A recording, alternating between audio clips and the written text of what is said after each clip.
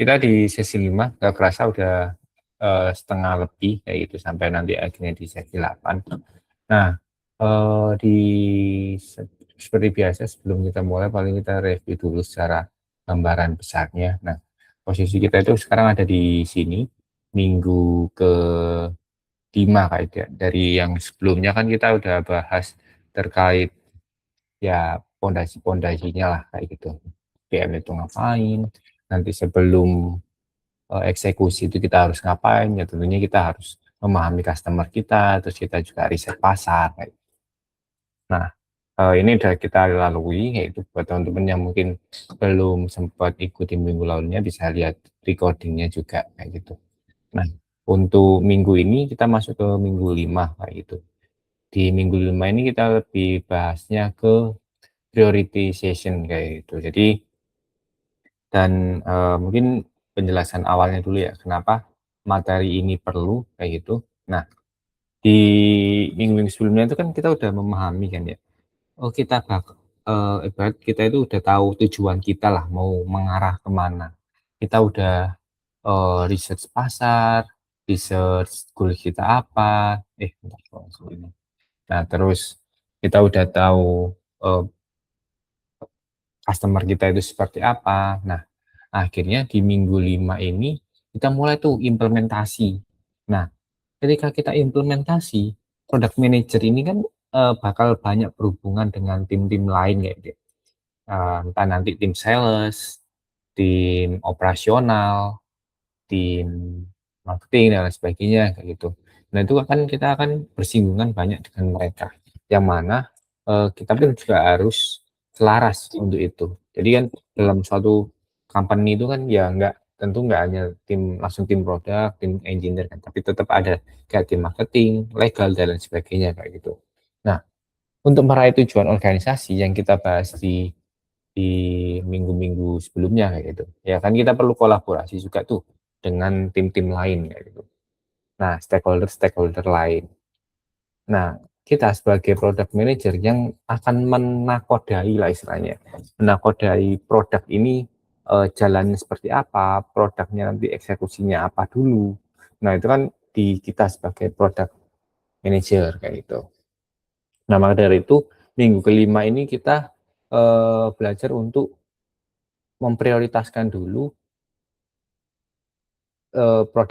dalam pengembangan produk kita kayak itu. Jadi contoh nih, kita mau bikin sebuah aplikasi itu kan sebenarnya banyak ya fiturnya ya.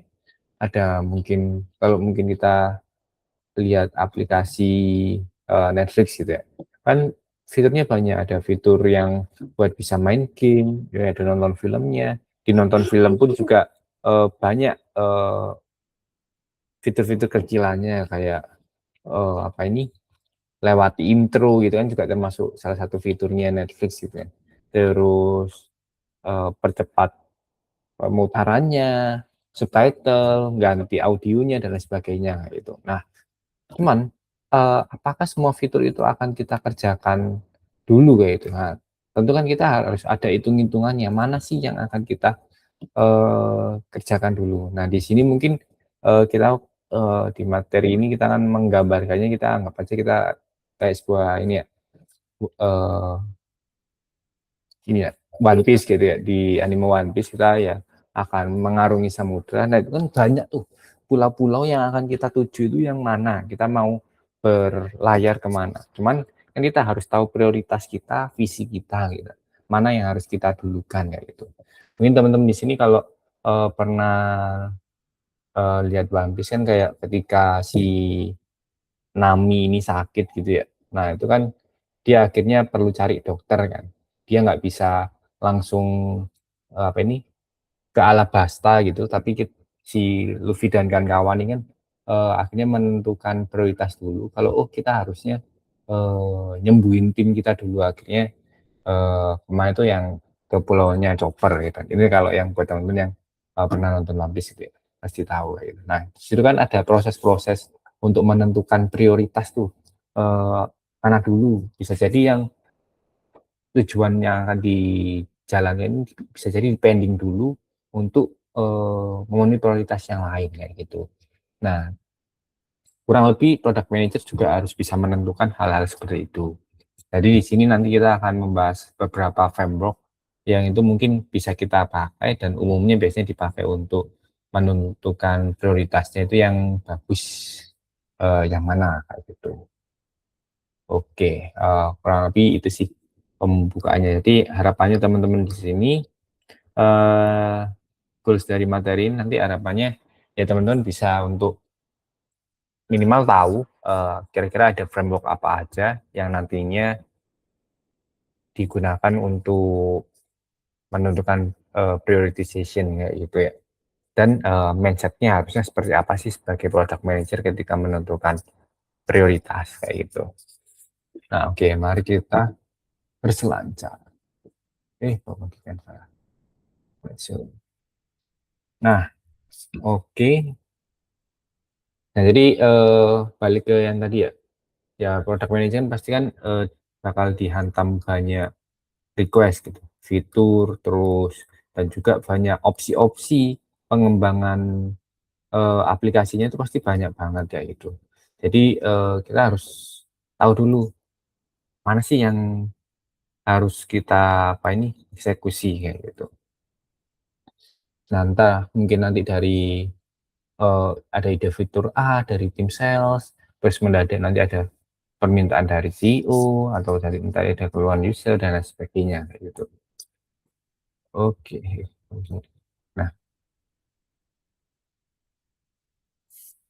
Nah masalahnya kan, yang sempat tadi dibahas kan ya, kita kan sebagai tim produk yang nanti bekerja sama sama tim engineer, terus tim desainer dan lain sebagainya, itu kan, setiap orang atau setiap tim itu kan punya kapasitas masing-masing kan ya.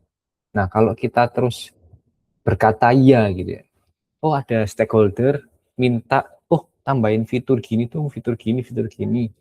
Eee, ya ini itu kita iyain aja kayak gitu.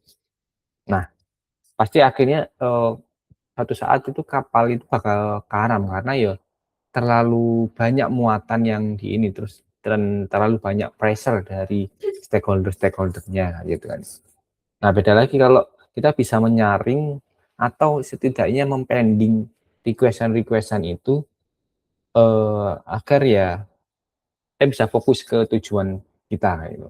Nah, mungkin sebagai gambaran juga ya, gimana sih day to day-nya kayak gitu ya, kalau dalam menghadapi hal-hal kayak gini. Nah, ini mungkin sekedar sedikit cerita ya di, real case-nya kalau aku sebagai product manager itu kan, kan megang ini ya, internal service. Nah, internal service itu kan banyaknya untuk tim operasional, tim ya atau tim marketing, tim customer service dan lain sebagainya kayak gitu kan.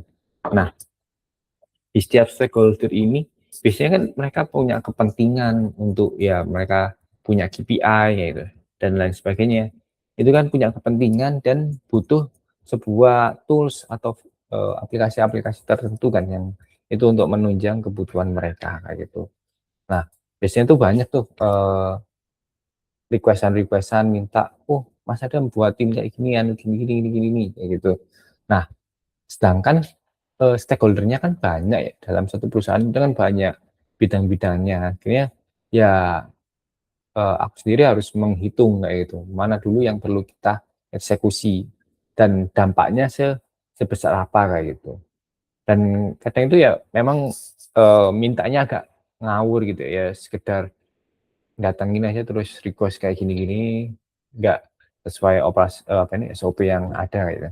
Jadi kayak ya, ya udah akhirnya banyak tekanan-tekanan, permintaan-permintaan yang minta. Nah, akhirnya dari situlah, kadang itu product manager juga perlu untuk kita bisa memfilter dulu kayak gitu.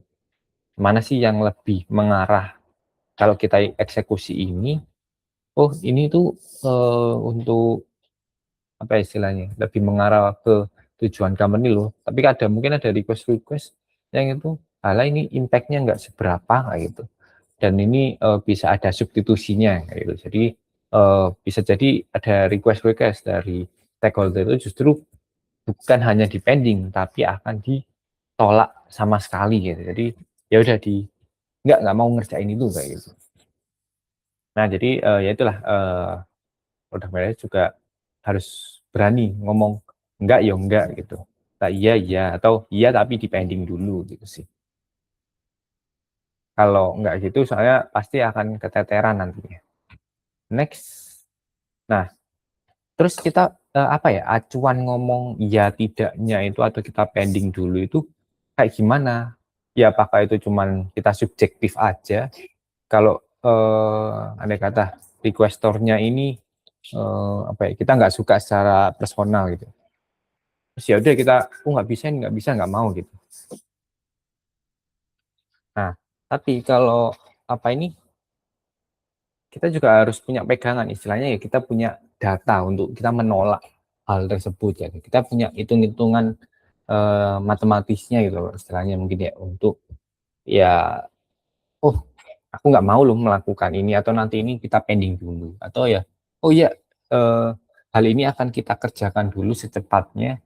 Nah itu pasti kan ada perhitungannya juga gitu. Nah akhirnya di sini yang aku mau sharing adalah gimana sih kita nanti kita menolak stakeholder, tapi kita juga harus ada datanya kayak gitu. Gitu. Next, nah salah satu yang biasanya common dipakai itu metodenya ini ya RICE kayak gitu, metode nasi gitu. Nah, teman-teman kalau pengen explore lebih dalam lagi juga banyak, bisa jadi RICE framework kayak gitu. Nah, ini sih banyak cara-caranya, gitu. Maksudnya yang bahas banyak kayak gitu. Tapi metodenya sama sih nanti kayak gitu. Nah, RICE framework itu apa sih? Nah, jadi itu singkatan dari yang namanya reach, impact, confidence, dan effort kayak gitu. Reach itu jangkauan. Jadi contoh nih, mungkin kita ambil kasus Netflix gitu ya. Netflixnya ini pengen ada fitur untuk skip intro kayak gitu ya. Nah, berapa banyak sih jangkauan dari fitur itu kayak gitu. Yang bakal pakai fitur itu siapa kayak itu. Nah, karena ini langsung di dalam uh, filmnya gitu ya, atau video yang ditayangkan. Nah, bisa jadi kan ini hampir semua user kan terdampak fitur ini gitu.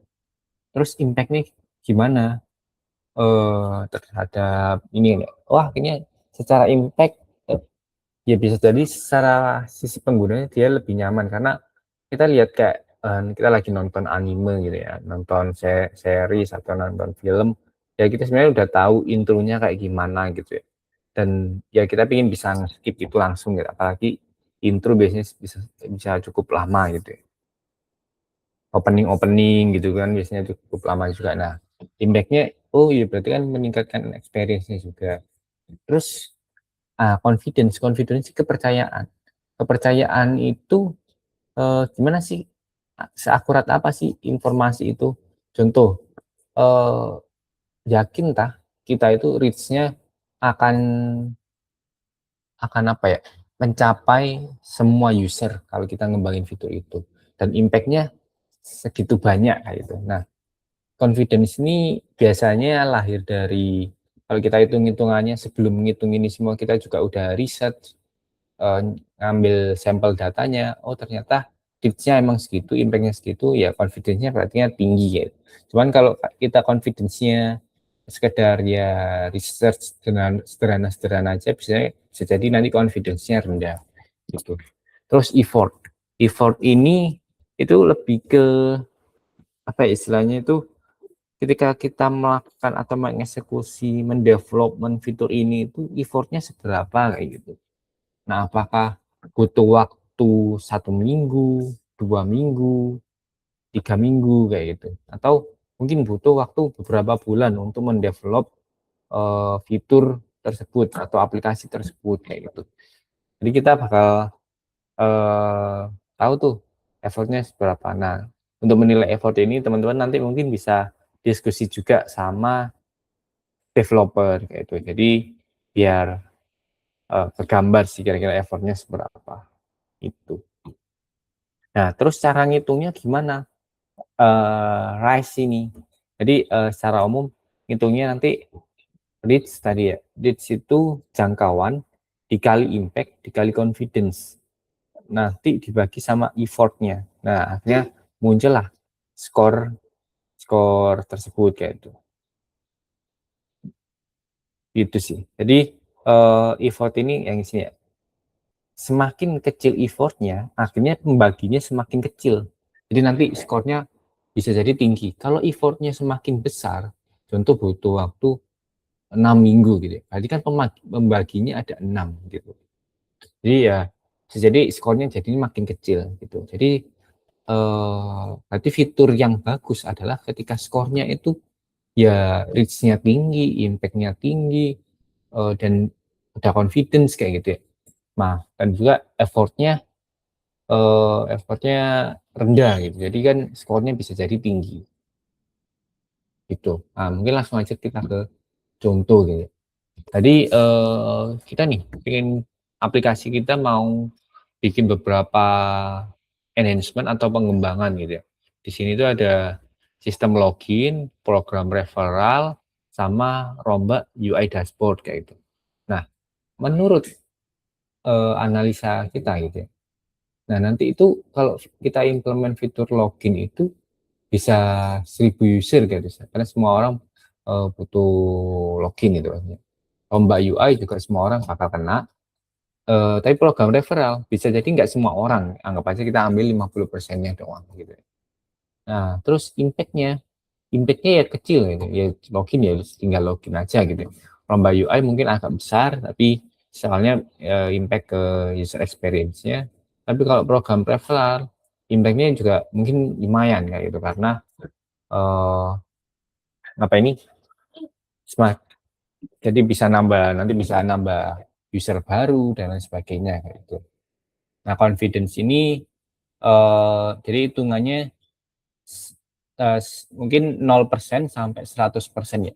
Kalau teman-teman confidence dengan data data di atas ini sama impact-nya, ya itu tulis saja 100%. Tapi kalau ragu-ragu ya 50%. Kalau ya percaya tapi masih agak ragu dikit ya bisa 80-70 gitu. Atau mungkin kalau belum ada datanya sama sekali ya bisa jadi confidence-nya rendah kayak gitu. 10%, 20% gitu sih. Nah, impact ini biasanya skalanya tergantung sih, tergantung teman-teman. Bisa 1 sampai 5, 1 sampai 10, atau 1 sampai 4 kayak gitu. Nah, kalau aku biasanya emang ya 1 sampai 4 aja biar hitung-hitungannya gampang gitu. Kalau 1 itu impact-nya nggak seberapa, maksudnya impact-nya rendah banget. Kalau 1 ya, atau maksudnya 2 ya agak kurang, itu impact ya lumayan. Kalau impact-nya 4 ya bagus gitu. Berarti biasanya aku sih 1 sampai 4 kayak gitu. Kalau confidence ya persentasenya berapa. Nah, effort, ini tergantung teman-teman juga sama tim developernya atau di company-nya. Ada yang pakainya itu mingguan, ada yang pakainya sprint. Kalau satu sprint itu 2 minggu, terus ya mungkin akhirnya jadi nanti pembaginya beberapa sprint gitu. Kalau 6 sprint berarti kan ada 12 minggu gitu ya. Nah, tapi nanti pembaginya jadi 6 aja karena pakai metodenya sprint gitu. Nah, setelah dihitung tadi reach kali impact kan 2000 kan. 2000 dikali 100 ya masih tetap 2000 dibagi dibagi 1 gitu. Hanya skornya 2000. Jadi kalau yang ini 1000 kali ini kan 2000 kali 80% dari 2000-nya terus dibagi lagi dibagi 3 kayak gitu. Nah, skornya di 533 pakai rumus yang ini tadi. Nah, begitupun juga ini nih rombak UI. Dan itu kalau dibagi-bagi lagi skornya dari sekian. Nah, akhirnya pemenang kalau kita apa ini nentuin prioritization-nya. Nah, berarti kan fitur ini dulu yang harus kita eksekusi yaitu program referral. Baru setelah program referral kita eksekusi yang login baru gitu. Ibarat gampangnya gini, kalau istilah katanya kalau teman-teman lagi main game gitu ya, pasti kan teman-teman itu pengen mengeksekusi challenge-challenge atau akhirnya main misi gitu ya di sebuah game gitu ya. Pasti kan teman-teman secara psikologis pengen ngerjain yang oh dapatnya banyak dan ini mudah, levelnya rendah, terus ngawan bosnya mungkin bosnya gampang, tapi hadiahnya gede gitu. Pasti kan itu teman-teman eksekusi dulu kan, misi-misi yang ketika kita main apa ya, main GTA gitu ya, atau main apapun lah, game apapun gitu. Ayo masih ngerjain misi-misi yang gampang dulu, yang misi-misi utama gitu kan. Nah, begitu pun juga kita menjadi seorang product manager ya. Nah, kita juga harus ya ngerjain misi-misi yang gampang dulu, kurang lebih kayak gitu. Terus ya yang apa ya, yang gampang, yang terus ya impact-nya gede, terus ya itu bisa kita kerjakan lah. Jadi itu kan yang harus kita jalankan terlebih dahulu kayak gitu. Nah, kurang lebih Rise itu kayak gitu. Terus ya mungkin aku kasih beberapa pendetailannya ya. Nanti mungkin ketika share materi ini juga akan di share kayak gitu. Nah, ini contoh-contohnya, detail-detailnya. Saya cukup gampang kayak gitu untuk analisis Rise ini. Cuman ya ribetnya paling kalau andai kata teman-teman dihadapkan oleh 10 fitur kayak gitu. Nah, atau 10 rencana pengembangan, yang mana dulu, yang mana dulu. Nah, ini akhirnya perlu menghitung ya 10 tadi, 10 fitur itu tadi.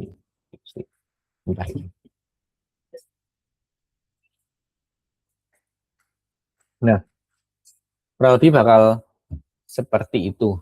Nah, di sini dulu ada yang mau didiskusikan dulu Kak, terkait framework RISE ini dalam menentukan prioritas. Dan sebenarnya hal kayak gini itu enggak di dunia product manager loh, tapi kalau kita pakai di dunia pribadi sebenarnya juga bisa kayak gitu. Kayak, oh kita nih pengen berkarir, atau kita pengen mengikuti event gitu ya. Ada event A, B, C, D gitu. Mana sih yang akan kita ikuti di waktu yang sama kayak gitu. Nah, pasti kan kita cari tuh, mana sih yang lebih bermanfaat buat kita, terus nggak perlu effort gitu, nggak perlu sampai mungkin keluar kota, nggak perlu, cukup dalam kota, terus transportasinya gampang dan sebagainya gitu. Nah, akhirnya kita kan pasti ngikuti event tersebut kan, gitu sih. Oh ya, nah, izin ya, yes. Ini itu bisa diterapin di dunia tech aja atau enggak dari dunia PM yang lain gitu. Nah, gimana suaranya agak kurang clear Bang. Aku ketik aja ya. Siap-siap. Oke, sambil menunggu Bang Bujang, ada yang mau didiskusikan? Mungkin Kak Aulia, Kak Fatia, Riko, Zahra, aman ya? Oh ini nih. Oh ya, tentu bisa Bang Bujang ya. Seperti yang tadi ya, aku sampaikan tadi. Contoh hal kecil gitu. Weekend gitu. Weekend kita pasti kan banyak opsi ini kan ya, kegiatan mungkin di waktu yang sama kayak gitu. Ada opsi kita nongkrong sama teman-teman, ada opsi kita mungkin bisa belajar di weekend karena uh, di weekdays-nya kita sibuk kerja gitu ya. Opsi belajar, terus ada opsi olahraga gitu ya. Mungkin ini barangkali ekstrimnya di waktu yang sama, di jam 10 pagi, pas semuanya gitu. Nah, kita kan bisa menghitung tuh dengan kondisi kita kan udah pasti lebih kenal diri kita kan. Nah, ya, oh kira-kira kita pilih yang mana, yang olahraga, nongkrong, atau belajar kayak gitu ya. Nah, kira-kira reach-nya mungkin ya reach-nya di kita sendiri kan ya. Tapi impact-nya seberapa besar kayak gitu. Nah, yakin nggak seberapa besar itu? Terus effort-nya gimana? Effort-nya, oh kalau nongkrong ya kita harus keluar biaya buat ke coffee shop-nya, transportnya gitu kan. Kalau olahraga ya bisa jadi ada effortnya kecil, kayak kita cuma lari aja dan lain sebagainya. Atau belajar ya kita mungkin ya tanpa effort sama sekali Pak. Nah, paling effort kuota gitu. Nah, kalian bisa hitung itu sendiri gitu. Atau kalau di selain PM ya, tapi di apa ini, di konteksnya HR kayak gitu. Nah, ya tentu aja bisa di HR kan barangkali pengen ngadain program apa ya? Program program untuk karyawannya lah. Mungkin pilihannya ada program outing, terus sama program learning gitu ya, learning untuk karyawan. Nah, itu kan juga bisa dihitung tuh untuk price-nya mana yang pengen kita prioritaskan.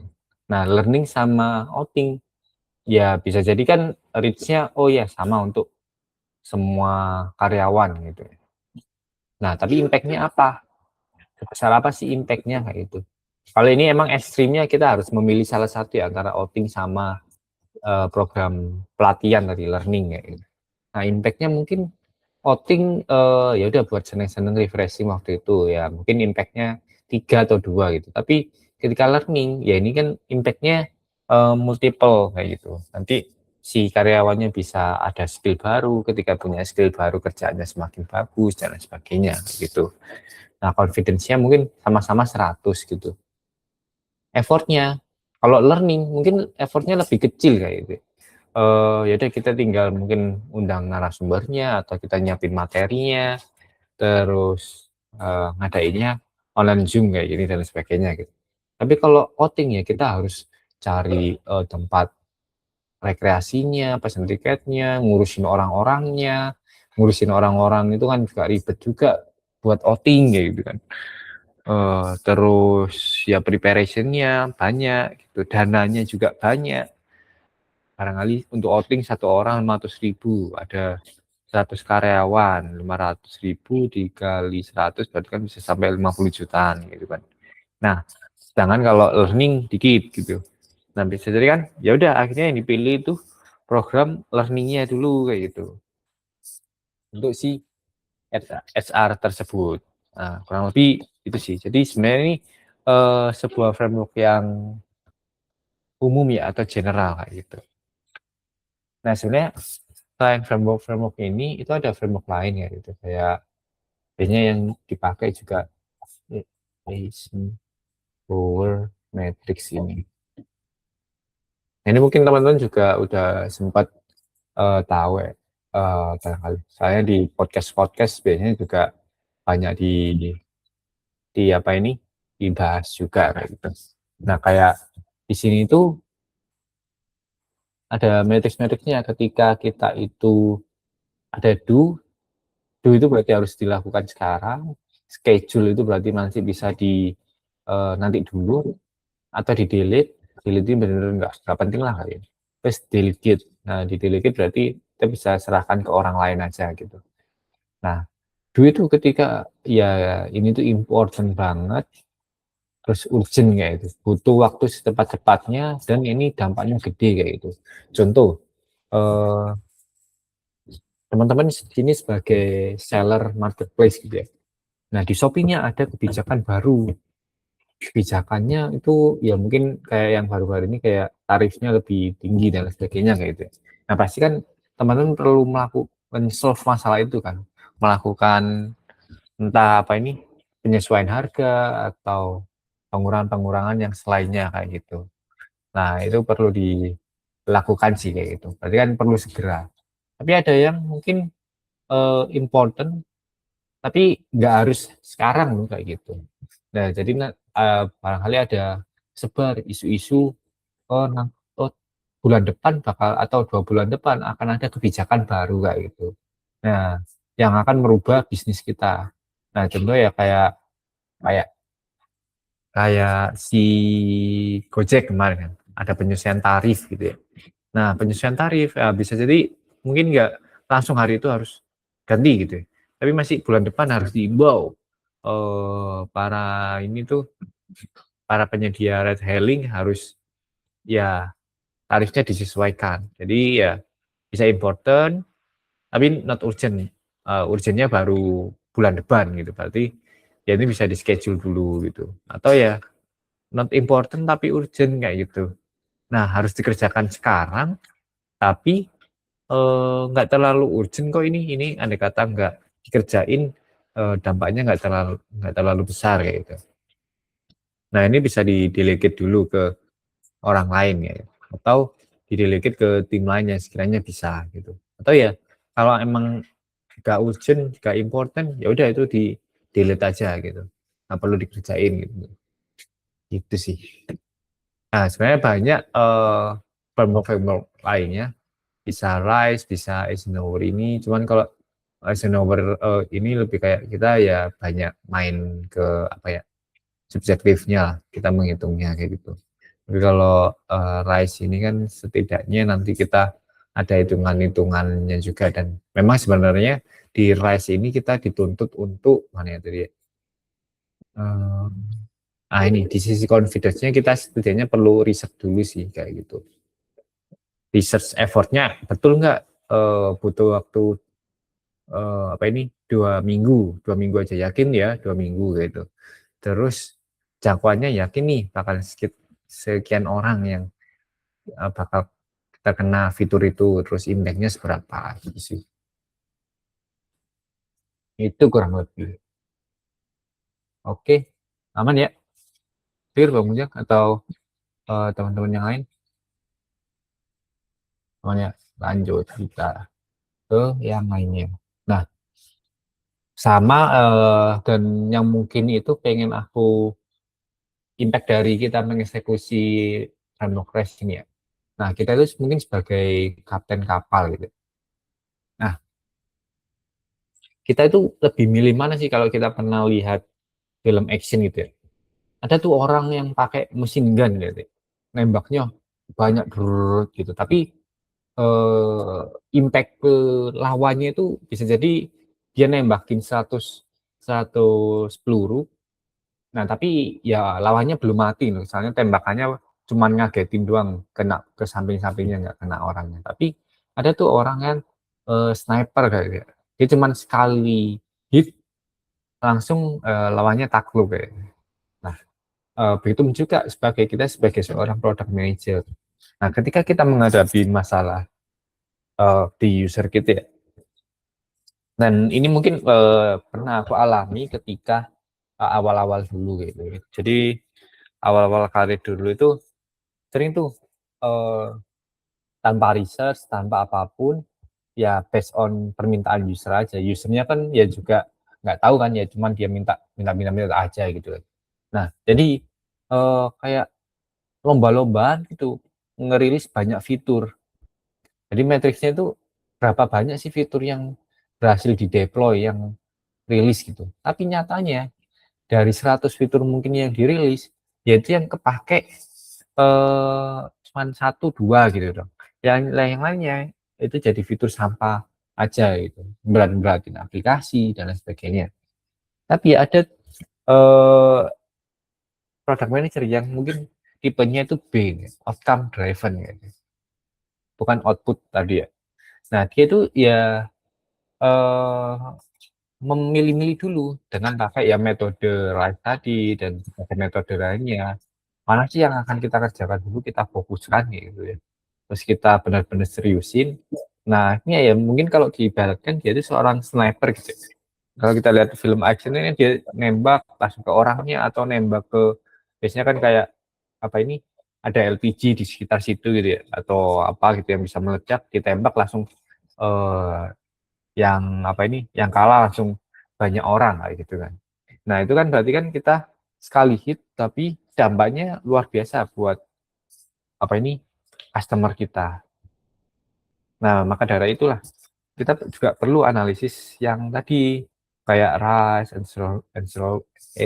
Eisenhower dan lain sebagainya kayak itu. Jadi kita harapannya itu kayak sekali hit tapi langsung dampaknya gede daripada kita banyak apa ini, nembak-nembak tapi nggak kena gitu. Atau istilahnya kalau kita mungkin dalam apa ya, dunia marketing yang lainnya gitu ya, di luar PM gitu. Nah, bisa jadi kita langsung nembak ke vendor yang B2B gitu ya. B2B terus prospeknya tinggi kayak gitu ya. Uangnya yang dikasih banyak. Jadi kita sekali tembak deal dengan klien itu, kita langsung achieve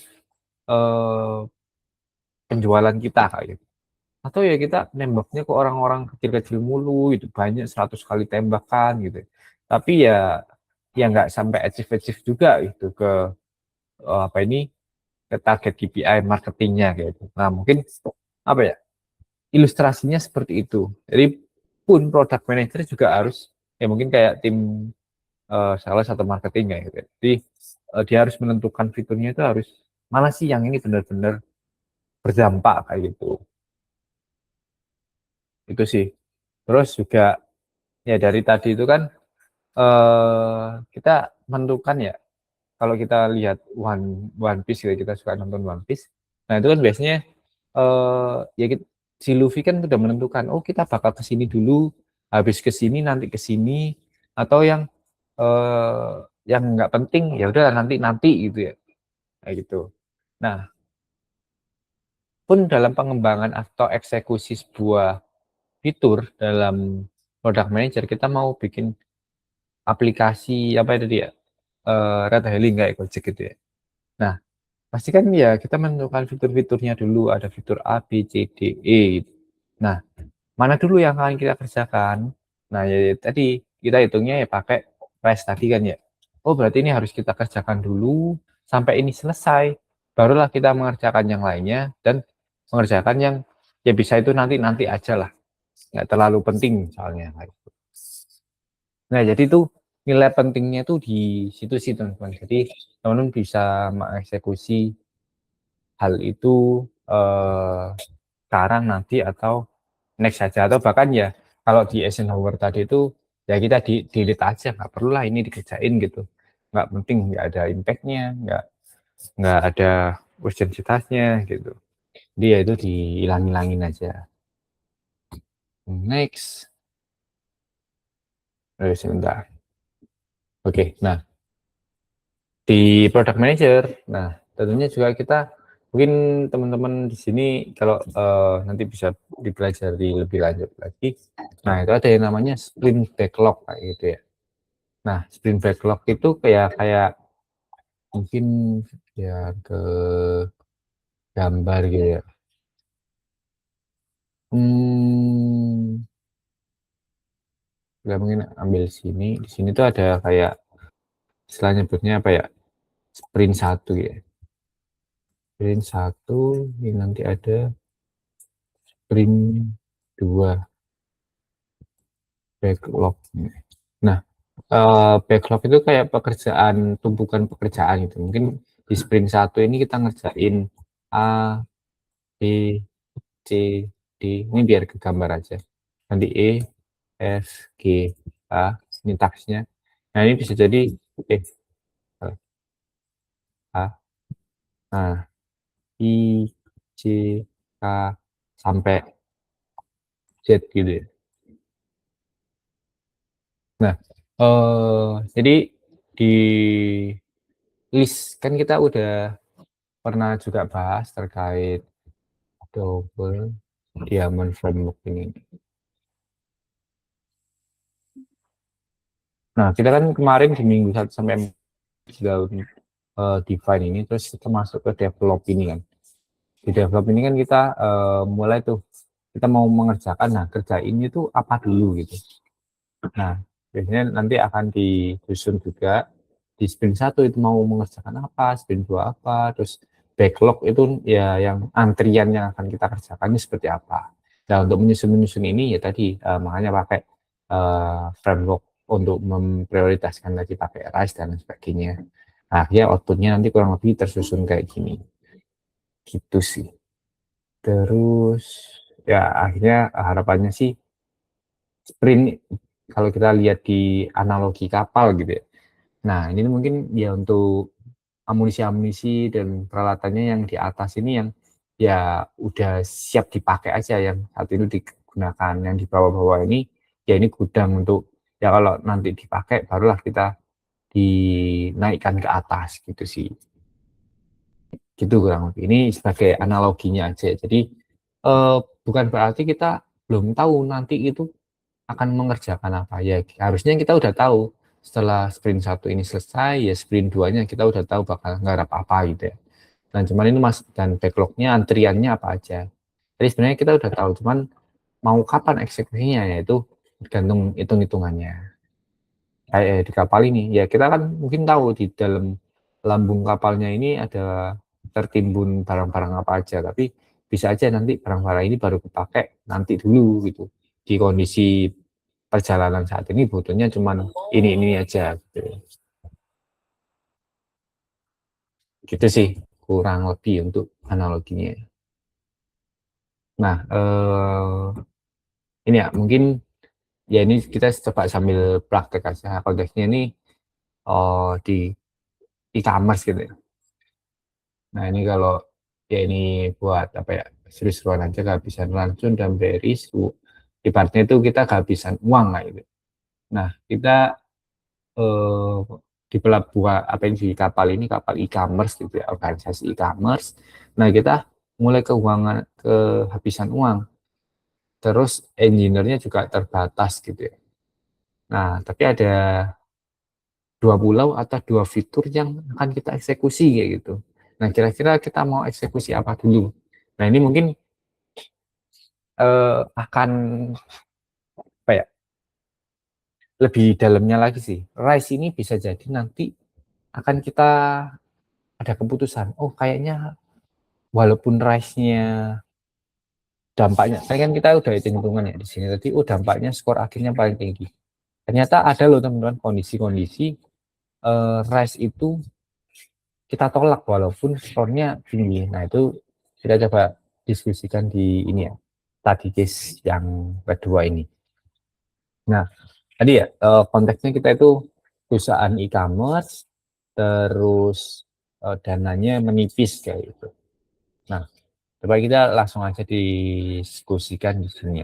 Jadi ada pulau A atau pulau B itu kurang lebih gambarannya ya kayak ini fitur flash sale gitu ya. Flash sale terus tepat waktu, terus fitur B ini profile custom custom ya custom avatarnya customer lah kayak gitu. Jadi barangkali mungkin kita di Shopee. Nah ini profilnya bisa lucu-lucuan, foto profil kita bisa ada AI-nya barangkali terus jadi lucu-lucu gitu ya. Terus di sini ada fitur flash sale kayak gitu. Nah kira-kira mana sih yang akan kita kerjakan dulu kayak gitu. Nah kalau kita lihat hitung-hitungan di sini nih, jangkauannya 8 gitu ya. Dampaknya 9. Nah, dampaknya ke pendapatannya masif gitu. Nah, terus berdasarkan data-data historis atau benchmark e-commerce lainnya, kalau ada fitur flash sale itu bakal meningkatkan ini loh orang-orang jadi belanja, suka belanja kayak gitu. Terus estimasi effortnya sulit terus kompleks kayaknya. Kayak developernya juga tadi tinggal dikit kayak gitu. Terus ada nih fitur apa ini custom avatar gitu ya. Jangkauannya ya bisa semua orang gitu ya, yang punya punya ya sebenarnya semua user kan pasti terdampak gitu ya. Kalau yang flash sale kan bisa jadi nggak terdampak kayak orang-orang beberapa orang mungkin akan sibuk di jam-jam flash sale-nya jadi nggak sempat mengikuti kayak gitu. Terus dampaknya dua, kalau yang fitur ini nggak menghasilkan uang, tapi kepercayaannya dan ini 100% ya pasti bisa dibuat nah, dan juga ya pastilah fitur-fitur bikin custom profile itu yang nggak ada uangnya kayak gitu. Dan tapi ini gampang loh, seminggu aja jadi gitu. Nah kalau kita hitung-hitung lebih dalam lagi, ini ya kita hitung skornya. Hmm, nah skor tertinggi itu justru Pulau B atau yang tadi itu ngerjain kita profile custom dulu kayak itu. Nah itu 20 loh skornya. Tapi kalau yang bikin flash sale cuma 14 soalnya pembaginya 4 kan itu. Terus ini pembaginya 1. Nah, cuman kita harus mikir dulu kayak gitu. Kondisi saat ini, nah kita ini ada kondisi langsung kita, uang kita itu habis kayak gitu. Mulai habis kayak itu. Jadi kita harusnya fokus ke apa istilahnya? Keputusan-keputusan yang yang mengarah untuk menyelamatkan kapal kita dulu kayak gitu. Jadi ya istilahnya keputusan sulit lah. Jadi kelihatannya ada keputusan yang bisa kita kerjakan, tapi kalau nggak kita kerjakan itu, ya kapal kita bisa berhenti berlayar kayak gitu kan. Nah kalau kita lihat di sini, secara matematis memang Pulau B itu menang kayak gitu. Kita bisa ke situ gampang, ngerjainnya gampang, terus banyak nangkep orang gitu. Tapi ini fitur itu nggak bisa nyelamatin kita dari kebangkrutan gitu. Jadi teman-teman juga yang ini yang perlu aware ya dengan framework ini adalah REST itu ya instrumen panduan, tapi bukan apa ya istilahnya itu bukan satu-satunya yang kita laksanakan ya itu ya. Bisa jadi secara hitung-hitungan RISE-nya tinggi, tapi ada konteks-konteks di luar itu loh yang perlu kita pertimbangkan juga dari pemilihan keputusannya kayak gitu. Nah, jadi ini kenapa ini penting? Ini buat aware aja sih ke teman-teman semua. Kalau kita udah nentuin RISE mana itu ya, ini. Nah, oke, kita udah dapat listnya. Coba dibalikin lagi ke konteks perusahaan secara makro kayak gitu. Itu sih. Jadi eh, salah satu triknya itu biar kita nggak lepas kendali kayak gitu. Nah, terus ya mungkin ini sebagai kita pemimpin kapalnya, hikmah yang bisa kita ambil tadi itu kan ya kita harus berani mengatakan tidak kayak gitu. Kayak si Luffy dalam One Piece kan kalau ini kan ya dia mau ngomong enggak gitu ya. Walaupun kayak krunya itu ya pengen ke sini ke situ gitu, tapi dia punya visi, punya keputusan maunya ke sini ya ke sini ya itu. Terus ya kita nentuin tujuannya ke situ. Kalau bisa ya kita keputusan itu ada outcome-nya buat kita, bukan sekedar oh kita pengen ke sini aja gitu. Terus kita kita udah ada framework atau punya tools-nya kayak gitu. Kalau di Luffy itu kan kita punya apa itu dia ketika nentuin mau ke pulau ini ke pulau itu kan dia punya apa ya namanya ini. Oh, log post gitu ya. Nah, Luffy itu kan ketika di berlayar juga punya log post kan. Nah, mungkin log post ya bisa jadi itu membantu dia gitu ya. Tapi kan tetap harus kita lihat kondisi-kondisi yang ada sekarang. Kayak si contohnya kalau kita ambil study case-nya di One Piece yang pernah aku tadi sampaikan kayak ketika mau ke Alabasta gitu. Nah itu kan si Naminya sakit jadi mau nggak mau dia harus mengambil keputusan yang untuk menyelamatkan kapalnya atau krunya dulu kayak gitu. Yaitu ke apa itu pulaunya lupa namanya. Yang akhirnya sampai ketemu si Chopper kayak gitu. Nah kurang lebih kayak gitu sih. Jadi teman-teman walaupun udah punya toolsnya nanti ada toolsnya itu banyak kalau teman-teman cari ya. Cuman yang biasanya common dipakai itu ya Rise atau Eisenhower gitu sih. Nah itu tetap harus lihat dulu kok di compare lagi sama konteks organisasi kayak gitu sih. Gitu. Nah kurang lebih dari saya udah itu sih di materi hari ini. Nah, jadi yang pengen aku sampaikan tadi adalah kurang lebih yaitu ya kita harus apa ya berani ngomong tidak untuk menentukan prioritas itu dari karena banyak kalau teman-teman nanti jadi product manager beneran itu pasti bakal banyak berhubungan dengan divisi lain ya itu ya seperti yang di materi pertama kan sempat disinggung sih kayak PM itu kayak di tengah-tengah gitu ya dia dicepit ada engineer ada marketing ada operasional ada tim lapangan barangkali kayak gitu nah itu kan kita ada di tengah-tengah banget dan kita harus menyelaraskan itu semua. Itu sih kurang lebih. Jadi bisa jadi kita ya ngomong enggak ke beberapa divisi lain kalau emang ya secara kapasitas kapal kita udah nggak cukup kayak itu. atau ya bisa aja tapi nanti dulu untuk dikerjakannya gitu. Terus ya ketika mengambil keputusan kalau bisa ya yang kayak ini ya tadi ya one hit kayak gitu.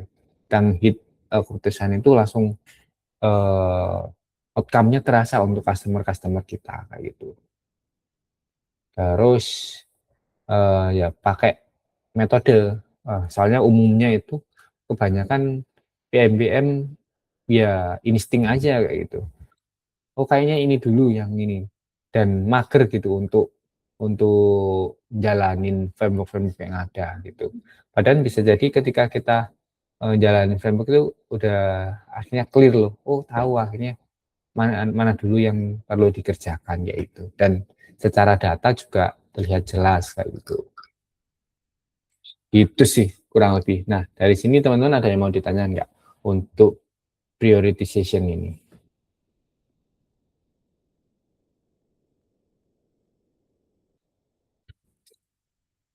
Aman? Kak Fatia, Riko, Sarah yang belum bertanya, boleh ketik satu kalau aman. Aman ya? Oh, udah emot-emot. Nah, kalau mungkin ada yang mau didiskusikan, bisa tanya-tanya, atau kalau pengen mendalami lagi prioritization, sumbernya ini juga cukup banyak dan di internet tinggal pilih aja sih, kayak gitu. Framework, kayak ini, detailnya. Nah, gitu-gitu sih. Kayak, oh ya, kalau ini dia makainya, kayak tadi ya, impact-nya seberapa, oh, 3 massive impact, high impact, medium impact. Oh ini sampai maksimal 3. Tapi ini bisa diganti-ganti sih, tergantung teman-teman nyamannya yang mana. Itu. Itu kurang lebih teman-teman dari saya. Kalau mungkin nggak ada yang ditanyakan lagi, teman-teman bisa eh, belajar mandiri, explore, atau ya coba-coba aja kayak itu. Atau minimal dicoba di apa ya, kehidupan sehari-harinya aja deh. Kayak, oh aku ada keputusan gini, gini, gini. Dihadapkan dengan berbagai keputusan. Nah enaknya melakukan apa dulu kayak gitu. Nah itu bisa dicoba di situ kayak gitu sih. Oke, kalau dari aku udah clear juga. Thank you teman-teman semua. Udah jam 12 juga udah depan. Jadi semoga teman-teman bisa mengimplementasikan materi ini baik untuk kehidupan pribadi atau pekerjaannya, atau mungkin karena teman-teman di sini yang belum menjadi product manager di karirnya sekarang, pakai prioritization ini sebenarnya juga bisa kayak gitu. Itu aja sih dari saya. Kurang lebih mohon maaf kalau ada salah kata. Thank you semua, happy weekend. Aku stop recording.